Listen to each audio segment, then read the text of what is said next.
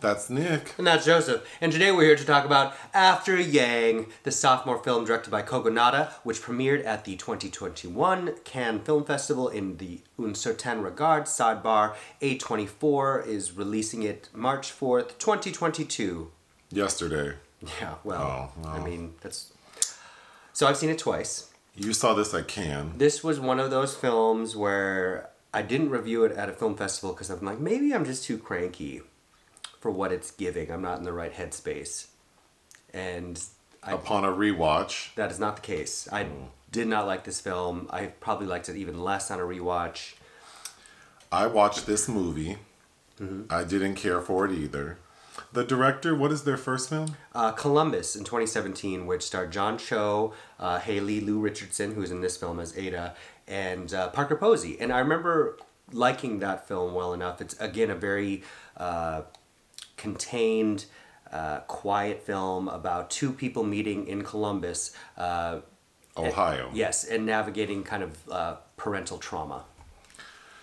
This movie is set in the future sometime, somewhere, I don't know where, and it focuses on a family. The mom and dad are played by Jodie Turner-Smith and Colin Farrell. Jake and Kyra. Her name's Kyra? Oh, I've always thought that's a pretty name. They have a little girl, this little Chinese girl, who's probably like 8 or 9. Mika. And we live in a world where there are cloning is an option, and AI is normalized. So we have these robots.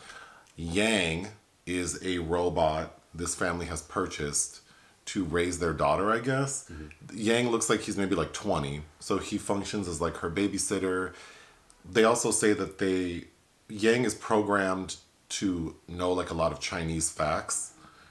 So the intention is that Yang will teach the little girl about her heritage, I guess. When one day Yang starts malfunctioning because he's a robot and they have to go take him in. So Colin takes him in to get repaired. And just to wrap up the story, he's not repairable. So the family has to move on without this robot. But the bulk of the film is just like trying to figure out. It's not even like they're trying to figure out what's wrong with the robot. They've brought it into someone, which we'll get into. They can't do shit with him. And then just seeing how the family's adjusting to that. And ultimately, like, the very final scene is the little girl singing this song that I thought was grating. And I guess accepting that she will not have Yang anymore.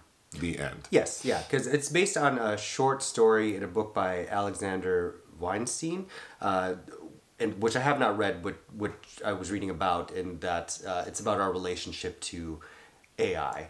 And that very much is kind of the thrust of this film, is this family discovering what Yang meant to them, and maybe he meant more to them than they realized. Sure. There's just so much going on that I feel like isn't fully like developed. So in the end, my overall takeaway, when I read the synopsis, I thought I was going to have an attitude about it. And then when I finished it, the attitude I thought I would have is what I had, which is, I don't give a damn about this robot. Like, there's so much emotion that I think we're supposed to feel about this family losing this robot. But then, okay, Colin and Jodie, their marriage, first of all, I mean, I can't think of another couple in recent history that I thought just had like less chemistry than these two. They don't. Yeah, it's true. They have no chemistry.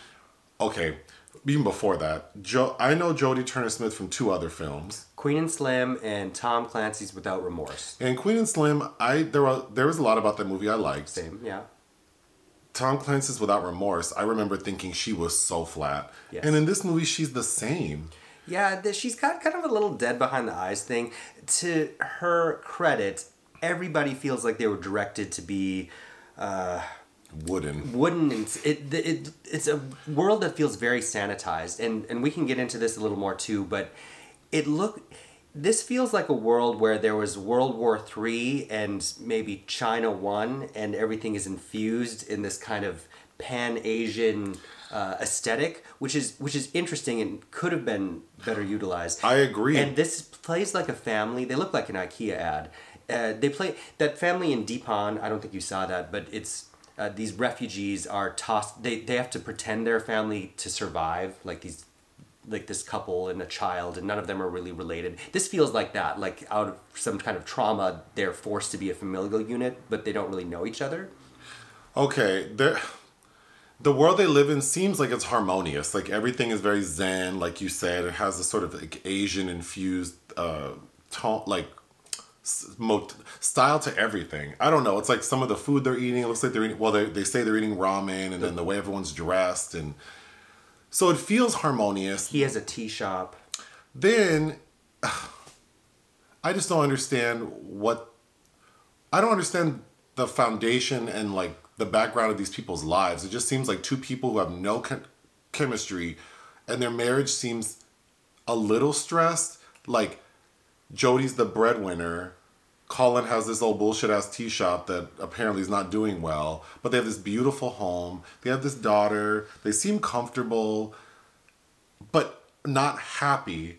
And I just thought that relationship seemed very vague. Then the daughter, well, you know, I know it's just a kid and whatever, but I could not stand that little girl. Not the actor, but you know, just the portrayal of this character, and her acting was grating, and that girl just seemed like a little brat. She was, and they spoil her, which is also difficult to watch. You know, when he first takes Yang in, and he's trying to placate. Colin Farrell is trying to placate his daughter. They go to he was bought certified refurbished. That is also a plot point. And they go to the place where he bought him from, which is now a fish store. And the little girl's like, I want a fish. And of course he relents. It's like, what? You don't have time for this right now. Like, it's so frustrating to watch that. Okay, can we talk? Okay.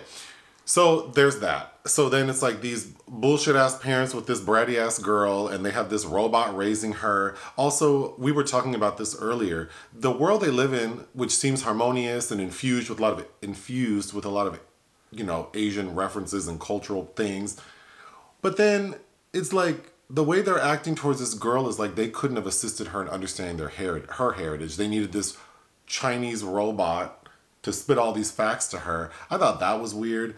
Then when Yang starts acting up and Colin says, I need to take him in. Okay, oh my God, the neighbor who's played by Clifton Collins Jr. Who I know him from something. You know him from many things. Jockey was a big film of his last year, but he has a small role in Poetic Justice. That's right. He works in the post office. Back when he was credited as Clifton Collins.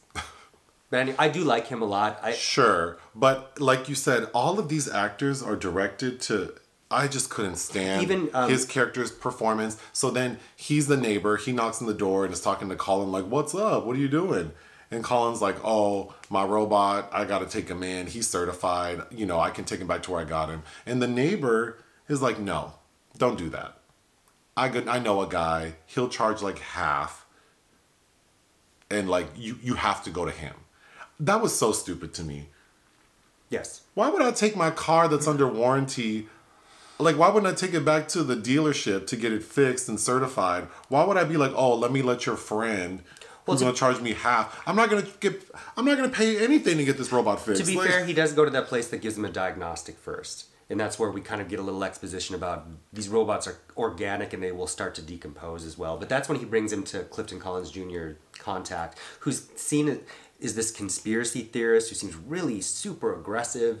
And he finds this like peace within Yang. So this is sort of another main plot point, is that Yang is an older model of AI robot, and that model was discontinued because it had a component that allows the robot to sort of record everything around it and save memories that it thinks are valuable. So obviously that brings to light like privacy issues. So they make it seem like the conspiracy theorist guy is just, his reaction to it is kind of violent. Like, how could you do? And then he takes it to this other woman. Chloe, played by Sarita Choudhury. Who runs like a museum. Yes, in a technological museum. And that's, again, an actress I really like a lot. Her acting was... You know what her acting was like? If you watch like someone reading a teleprompter and the teleprompter is not moving fast enough, so they have to kind of kill time till the next thing comes. It was so weird. I think that, again, it's how all of these... all of the cast was directed to act. But her character runs this technological museum, and then Colin brings says he has Yang and that he has this thing, and she's like, oh, we have to have this robot here for observation, and we're gonna like display him. So he knows that basically Yang's not going to get fixed. And I didn't understand, why didn't he just tell his wife, look, Yang is fucked up, I can't get it fixed, well, let's get a new robot.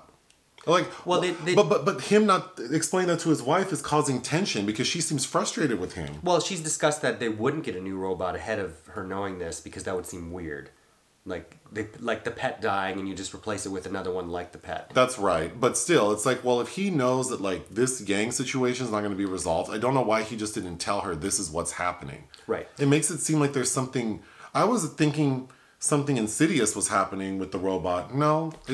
So then, because of Chloe gives him this device that was found within Yang, and Colin Farrell is able to kind of navigate Yang's memories. That looks a lot like Cerebro from the X-Men films. As he's in this.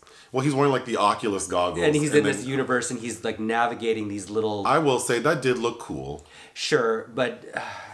And that's where he also learns that Yang had a relationship with Ada, played by Lu Richardson. And I have to think that Ada, it always reminds me of that book by Nabokov, Ada or Ardor, which is a very provocative book, but about memory. But you need to explain Ada. Ada is a clone, but we learn through Colin's navigation that Yang had belonged to her family, but then Ada died and she was cloned. And Yang was refurbished, and he somehow found this clone of Ada, and they have developed a connection. Okay, so that is just, again, there is too much happening. But even rewinding back, the fact that Colin's character feels like he needs to go on this search to understand why this robot is acting weird, I just feel like he is really invested in trying to understand this robot, but as far as I understood, like, the option to repair this robot didn't exist. So what is the purpose of him doing all this stuff that is putting a strain on his relationship with his wife? Shouldn't your energy be on getting this old bratty ass girl in line so you can move on? I just really didn't like that. Sure, and then we are treated to each of those parents have supposedly meaningful memories that are brought up that they had with Yang. That does have a good scene where Jake, Colin Farrell, is explaining his relationship to T and how Yang just wishes that he could have that same kind of passion for something. And that was a decent scene. That's a good scene, and Colin Farrell does this pretty good Werner Herzog impression because he's talking about this 2007 documentary called All in This Tea, which was co-directed by Les Blank, that kind of inspired him. But then Jodie's character has a similar exchange, not with Yang, but like we see flashbacks of her talking to Yang, because all he does really is spit out like Chinese facts. But he's like a wannabe lepidopterist. Like he's collecting butterflies, so it's playing with that. Is he sentient? Does he have self-awareness? And it turns out that Yang does. I just wish the film would have focused on, like, been more focused, because it just seems like there is a lot happening and it amounts to nothing. In the end, it's like, well, this robot's broken, so I guess we got to move on and just raise our own damn kid. Like, the end. So, yeah. And I know it's based on a short story, but I think what would have been more interesting is, you know, because I'm assuming in the short story, it's very important that the race of the child is different from the parents. So I thought, wouldn't it be interesting if maybe, like, we have white parents who adopt this black baby, and then they get this black robot to sort of help the black baby understand its culture, and through that exchange between the baby and the robot, the baby starts to realize, like, white people are the devil, and then, like, is against its parents. Like, I wanted something interesting to happen. Also, riffing on that scenario, the way that this is handled with these parents thinking they can't connect their child to her Chinese heritage, in that scenario with white parents, it would be like you'd have white people wearing do-rags and listen to Tupac saying that they have no idea how to talk to their daughter about being black. Right, because again, it's like the world they live in seems like whatever culture they're... Another scenario that would have been more interesting is this same thing, but maybe the kid died, and then they're left with this robot. Oh, yes. That's kind of part of the replacing. Family. Yeah, the kid. There are so many more interesting entry points into this. And again, I think this could have been more interesting. It's just that it felt so monotone. I don't know. I didn't really like the look of it even. It was photographed by Benjamin Loeb. The score, there's nothing innately wrong with the score by Aska, but it feels like a Hallmark movie. The way it plays, this melancholic tones. And the film also does something that plays like a glitch where there are repeated sequences. Again, it's supposed to be playing with how we remember things, but nothing innately poignant or profound. Right, I don't need you to repeat boring shit. Like the one with Jodie, the scene with Jodie Turner-Smith where Yang is like, who's played by Justin H. Min, by the way. I did like him. He's a handsome man. But his haircut, oh my god. They showed a clip of him from the past in his memory bank where he has like Scream 3 Courtney Cox bangs. Well, with a mullet. Well, anyway, he says something to Jodie Turner-Smith that gets repeated. There's not something without nothing. And it's just like, oh, that's so bland. That's like... every new beginning comes from some other beginning's end, and I just... Or there's no future without a past. Yes, from the Tyler Perry movie. I do like Mitski. She does provide an original song. That's the song the kid is singing. When Mika's singing it, it's not so interesting. But I do like Mitski a lot. She has a really good song I like called Your Best American Girl. But again, I think that was almost a wasted opportunity to have a musical artist like that involved as well. Well, this video is long for a movie I didn't like, but go ahead. The way it's presented it reminded me a lot of Hirokazu Koreeda if he bothered to do a Philip K. Dick adaptation. But again, I think that combination would be way more interesting than what this is. The opening sequence is vibrant. There's this...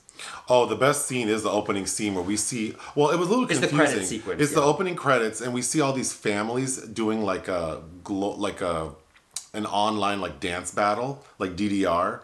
But then the families that are being shown are not the families in the movie. No, it's a hodgepodge of all the characters, which threw me off a little bit, but I thought it was very interesting. And watching Colin Farrell dance was cute. It was cute, but the rest of the film, you're kind of waiting for it to kick it up a notch, to greet that. But when that played at Cannes, there was huge applause after the opening credits, and I've talked to many people that really like this film. I just do not. That opening scene I've heard referenced a couple times is comparable to Gaspar Noé's Climax, the opening of that. Oh, no. Not at all. Oh, no. But I will say that it's a lot of fun, and that holds a lot of promise for what this is not.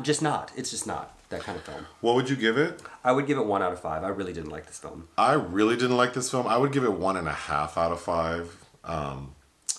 Listen to our podcast. Also, my shirt says no one cares about your diet, since I know it'll be cut off and someone will ask. My shirt says nothing because I'm empty inside. Bye.